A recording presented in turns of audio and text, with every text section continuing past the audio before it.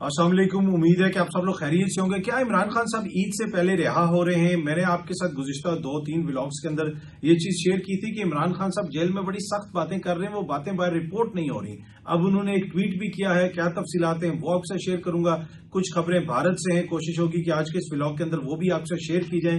सबसे पहले इमरान खान साहब की रिहाई के हवाले से अगर आप बात करें तो क्या इमरान खान साहब ईद से पहले रिहा हो रहे हैं? बहुत सारे सहाफी ये खबरें देते रहे, बहुत सारे दानिशवर इस हवाले से गुफ्तगू करते रहे और यहां तक कहा गया कि काफी मामलात हल हो गए हैं, चीजें इस तरफ जा रही हैं उस तरफ जा रही हैं। मैंने उस वक्त भी आपके साथ ये चीज शेयर की थी, मेरे व्लॉग्स रिकॉर्ड का हिस्सा है, अभी भी आप जाके देख सकते हैं। मैंने कहा था कि मुझे ऐसा होता हुआ नजर नहीं आ रहा। अब वंस अगेन मैं नहीं समझता कि इमरान खान साहब को किसी किस्म का कोई रिलीफ मिलेगा। इमरान खान साहब ईद से पहले रिहा होंगे। वो कोई कहा जाता है जी बाहर से कोई वफ्द भी आया हुआ है, उस वफ्द के हवाले से भी मैंने आपसे ये तफसीलात शेयर की थी कि एक कारोबारी शख्सियत है जिससे किसी की बात हुई थी और उनकी बातों से भी ऐसे लग रहा था कि जैसे वो ये समझते हैं कि सारा कसूर जो है वो इमरान खान साहब का है। वो तो बुनियादी तौर पे हुकूमत का जो बयानिया है वो इमरान खान को मनवाने के लिए आए में जो भी आए, आई डोंट नो उसमें डॉक्टर्स हैं या नहीं है। मुझे सिर्फ इतना पता है कि कम से कम एक शख्सियत है जो मैंने एक हफ्ता पहले 1.5 हफ्ता पहले भी आपके साथ व्लॉग में जिसका जिक्र किया था कि एक शख्सियत यहाँ पे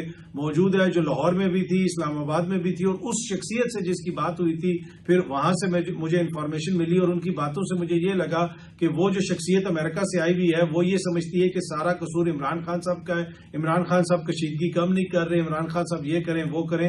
तो मुझे इन मामलात के नतीजे में इमरान खान साहब रिहा होते हुए नजर नहीं आ रहे। किसी वक्त का मुझे नहीं पता, लेकिन एक शख्सियत की से जिसकी बात हुई थी तो उस वक्त फिर मैंने बताया था कि उस मौजूद शख्सियत से फिर मेरी बात हुई और वो इन्फॉर्मेशन मैंने आपसे शेयर की। वंस अगेन मैं ये आपसे शेयर कर रहा हूं कि मुझे इमरान खान साहब रिहा होते हुए नजर नहीं आ रहे, मुझे उनको कोई रिलीफ मिलता हुआ नजर नहीं आ रहा। और ये बात मैं 2022 से आपको कह रहा हूं कि इमरान खान को तब रिलीफ मिलेगा जब चीजें आवाम के हाथ में आएंगी, चाहे वो इलेक्शन डे हो, चाहे वो वोटिंग का टाइम हो, चाहे वो कोई जलसा जुलूस हो।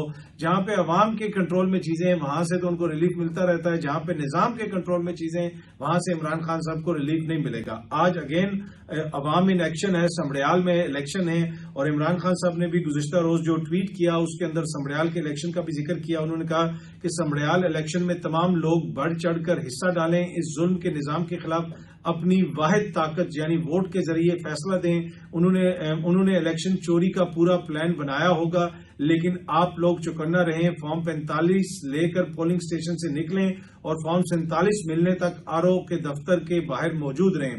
धांधली के आगे दीवार बनना है ताकि इस हुकूमत को इसकी मकबूलियत का अंदाजा हो सके। तो इमरान खान साहब ने ये कहा है कि जी समड़ियाल के इलेक्शन में आपने हिस्सा लेना है और बढ़ चढ़ के वोट डालना है।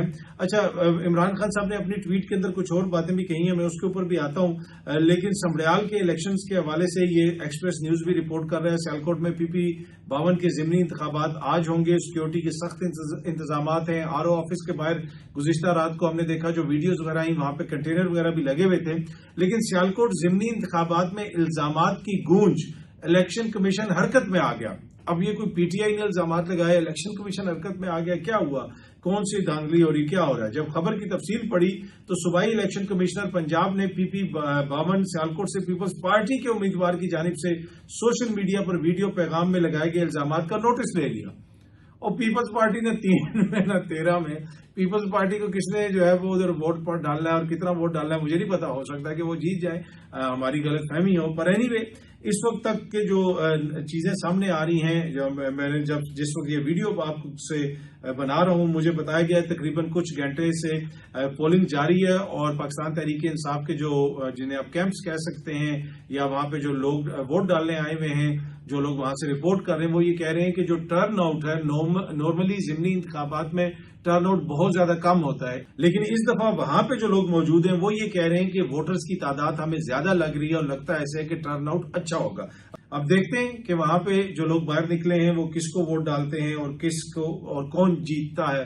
ये भी बड़ा इंपॉर्टेंट होता है कि वोट किसको पड़ता है और जीतता कौन है। ये दोनों चीजें बड़ी इंपॉर्टेंट होती हैं, आपको तो पता ही है ना, क्योंकि जिसको वोट पड़ता है वही तो जीतता है। तो एनीवे शाम तक सिचुएशन क्लियर हो जाएगी, वो भी आपके साथ शेयर कर देंगे जो भी चीजें आती हैं सामने। अच्छा, जिस पर मैं अर्ज कर रहा था, मैंने अपने पिछले 2 व्लॉग्स के अंदर भी अर्ज किया था कि इमरान खान साहब जो बातें कर रहे हैं जेल में, वो बातें तो बाहर रिपोर्ट ही नहीं हो रही हैं।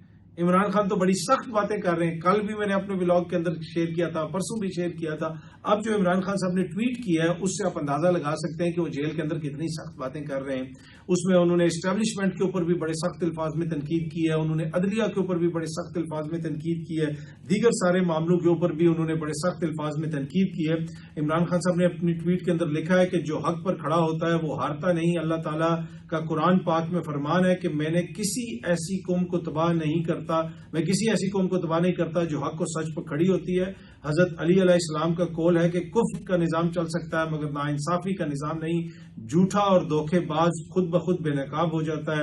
اور 9 مئی کے حوالے سے انہوں نے لکھا کہ 9 مئی در حقیقت لندن پلان کا حصہ تھا، جس کا مقصد ملک کی سب سے بڑی سیاسی جماعت کو اور تحریک جو سیاسی قوت ہے اس کو ختم کرنا تھا، جس میں مجھے اور دیگر پارٹی اراکین کو پہلے سے طے شدہ منصوبے کے تحت جیل میں ڈالا گیا، ہمارا مینڈیٹ لوٹ کر چوروں کو ملک پر مسلط کیا گیا، ہم پر ہر طرح کی فسطائیت کے پہاڑ توڑے گئے، ہمارے لوگوں کے اوپر گولیاں چلائیں۔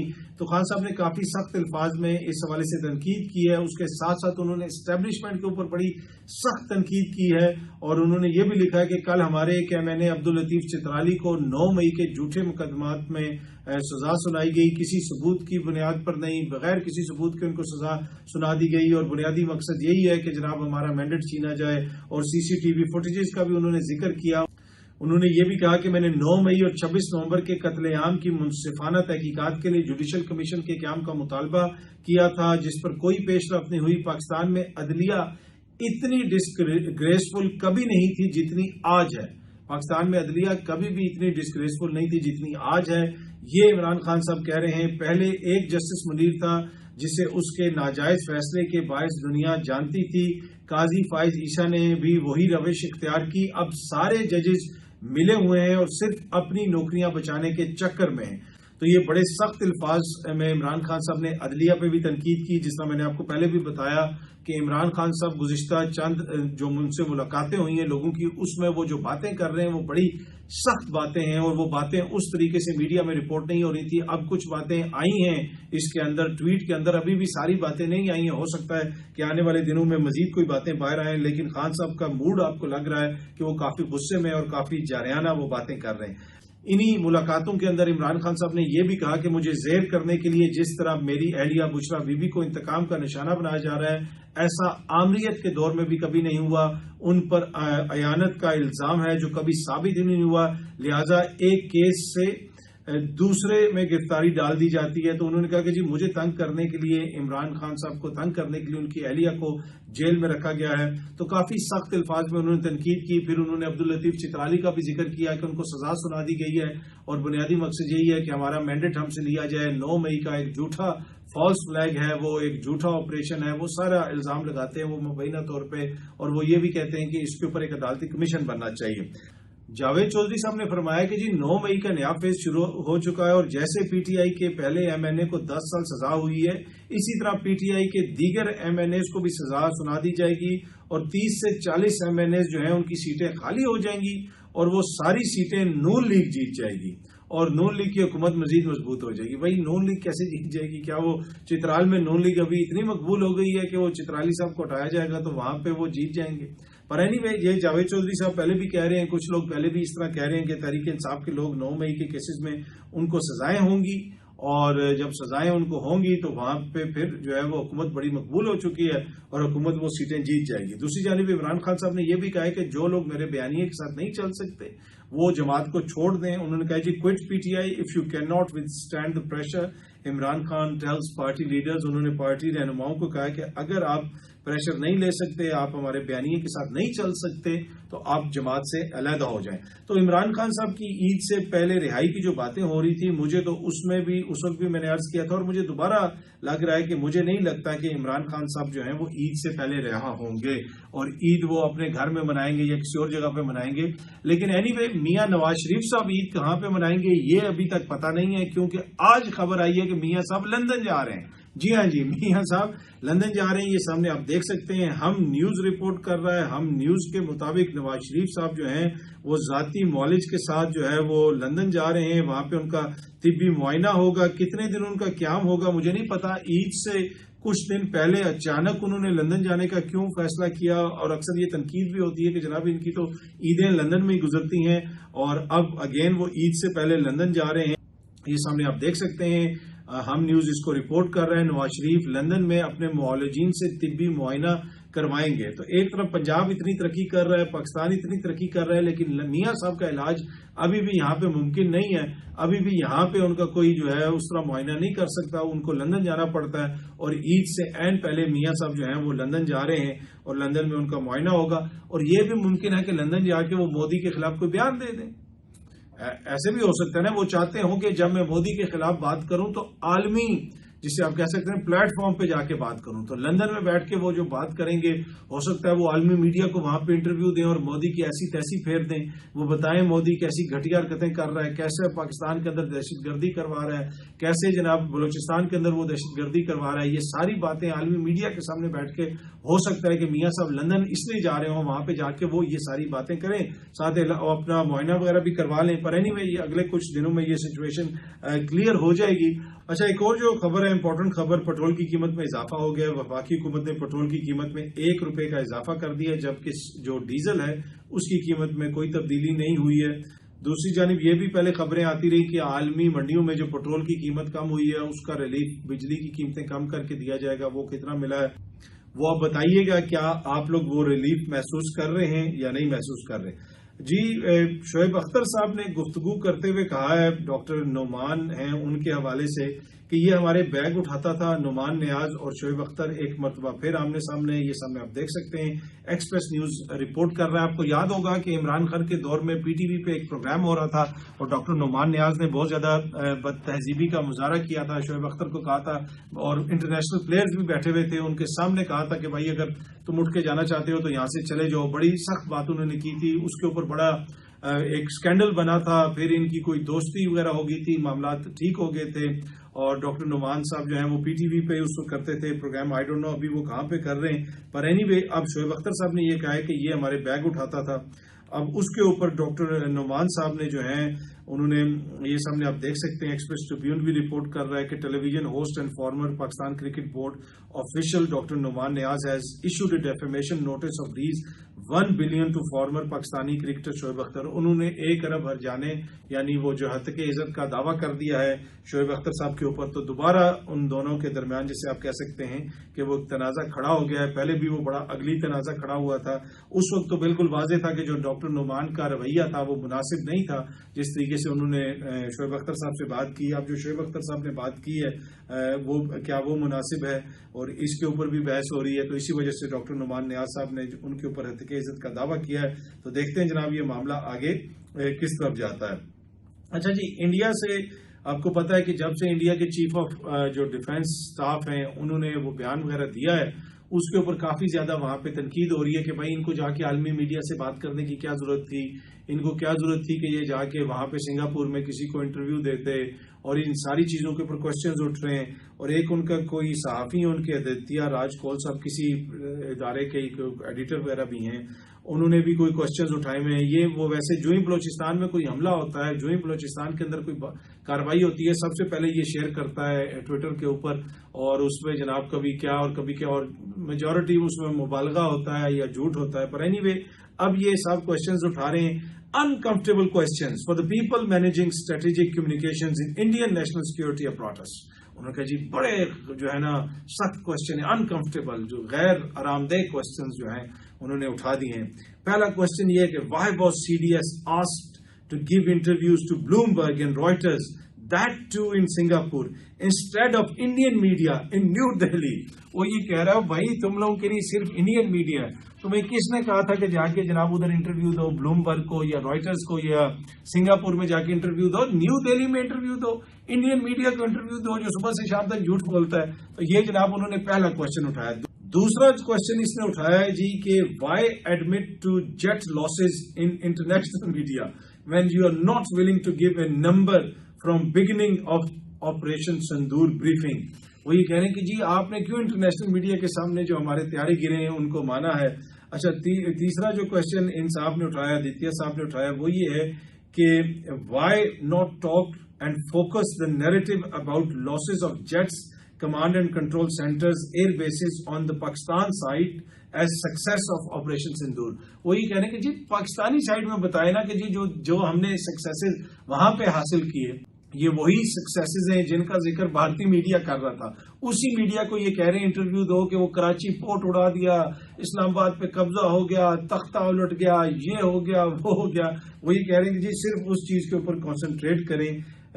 دوسرا انہوں نے یہ بھی لکھا جی who took the call for these interviews and why what was the motto and urgency. انہوں نے کہا جی کس نے یہ کال لی، کس نے یہ انٹرویوز کروائے، کیا ضرورت تھی انٹرویو کروانے کی.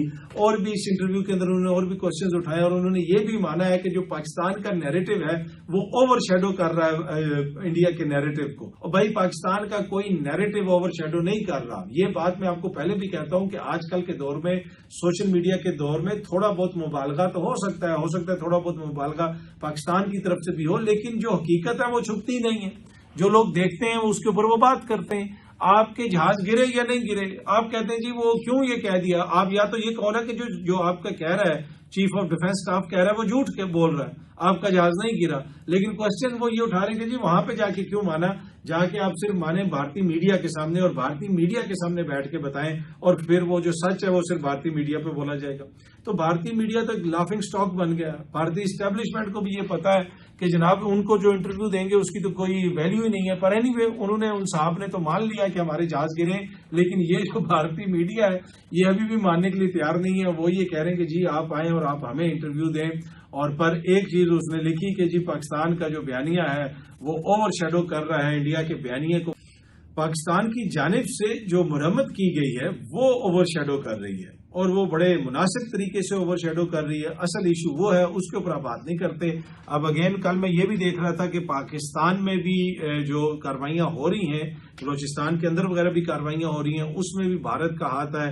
حکومت بار بار یہ کہہ رہی ہے، اور حکومت اس چیز پہ بھی بالکل جسے آپ کہہ سکتے ہیں کہ واضح ہے کہ بلوچستان کے اندر جو کچھ کیا جا رہا ہے وہ بنیادی طور پہ آپریشن سندور کی ایک طرح سے کنٹینیوشن ہے.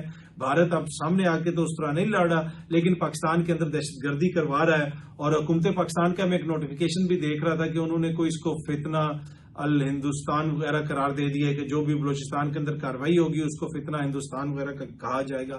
اچھی بات ہے، نوٹیفیکیشن میں آپ اس کو جو مرضی کہہ دیں، فتنہ ہے اس کو فتنہ مودی کہہ دیں، اس کو فتنہ بی جے پی بھی آپ کہہ سکتے ہیں، فتنہ آر ایس ایس بھی کہہ سکتے ہیں، وہ کہتے رہیں. پر مین کوشچن یہ ہے کہ اس کو روکنے کے لیے ہم کیا کر رہے ہیں اور اس میں ہمیں کتنی کامیابی ملی ہے. کلبھوشن کو پکڑے ہوئے بھی کتنے سال ہو گئے ہیں، لیکن کیا وجہ ہے کہ ابھی تک یہ جو فتنہ ہے یا جو بھی ہے آپ اس کو جو مرضی کہیں، یہ قابو کیوں نہیں آ رہا؟ ابھی تک کیوں وہ امپیونٹی سے وہاں پہ اس طرح کی کاروائیاں کر رہے ہیں؟ ان کے خلاف کس قسم کی کاروائی کی جا رہی ہے؟ تو میرے خیال میں اس چیز کو بھی تھوڑا سا دیکھنے کی ضرورت ہے، ری اسیس کرنے کی ضرورت ہے. کیوں ہمارے وہاں پہ جوان افسران شہری جو ہیں وہ اس طرح شہید ہو رہے ہیں؟ ابھی ڈی سی صاحب بھی شہید ہوئے. اور ادھر جو حیرت انگیز چیز میرے لیے ہے کہ کوئی پولیس والا وہاں پہ شہید نہیں ہوا، کوئی پولیس والا وہاں پہ اس طرح گولی لگنے سے زخمی نہیں ہوا، کسی دہشت گرد کو کوئی گولی نہیں لگی. 60 لوگ پورے شہر کے اندر پھرتے رہے، پولیس کی جانب سے کوئی ریزسٹنس نہیں ہوا. D C should have been the last person to get injured, اور خدا نہ خواستہ کچھ بھی اس کے ساتھ ہوتا. وہ ساری جو اس کے نیچے انتظامیہ تھی وہ کدھر تھی؟ تو یہ ایک بڑا کوشچن ہے، اس کو بھی دیکھنے کی ضرورت ہے. پھر وہی ایف سی جاتی ہے اور فوج جاتی ہے تو کاروائی ہوتی ہے. وہ جو مقامی فورسز ہیں وہاں پہ پولیس اور لیویز، لگتا یہ ہے کہ وہ تو کچھ بھی نہیں کرتے. پر اینی وے اس کو حکومت کو دیکھنے کی ضرورت ہے. پر یہ بھارتی صحافی جناب بڑا ناراض ہے. وہ یہ کہہ رہا ہے کہ جی سی ڈی ایس نے کیوں مانا ہے وہاں پہ جا کے، اس نے ادھر کیوں یہ جا کے بتایا ہے. تو بھائی یا تو آپ یہ کہیں نا کہ سی ڈی ایس کو غلط ثابت کریں، کہیں کہ وہ جھوٹ بول رہا ہے کہ اس کے جہاز نہیں گرے. جہاز اس بیچارے کے گرے ہیں، نہ صرف جہاز گرے، اور اس کے اندر جو سب سے خطرناک اس نے بات کی کہ 2 دن تک انہوں نے جہاز پھر اڑایا ہی نہیں.